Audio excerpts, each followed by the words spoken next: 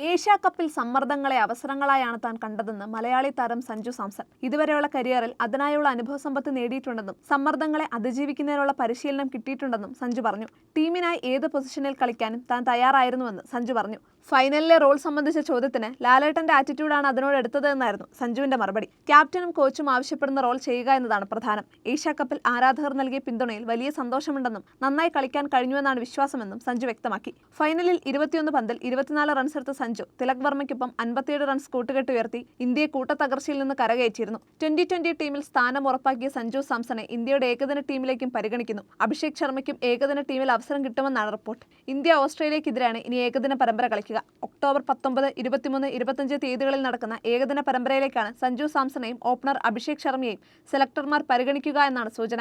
Batting നിരയിൽ എവിടെയും കളിപ്പിക്കാമെന്ന മികവാണ് സഞ്ജുവിനെ പരിഗണിക്കുന്നത്. ഫീൽഡറായി മികവ് തെളിയിക്കാൻ സഞ്ജുവിന് കഴിഞ്ഞിട്ടുണ്ട്. 2023 ഡിസംബറിൽ ദക്ഷിണാഫ്രിക്കയ്ക്കെതിരെ അവസാനം കളിച്ച ഏകദിനത്തിൽ സഞ്ജു സെഞ്ചുറി നേടിയിരുന്നു. എന്നാൽ പിന്നീട് സഞ്ജുവിനെ ഏകദിന ടീമിലേക്ക് പരിഗണിച്ചിരുന്നില്ല.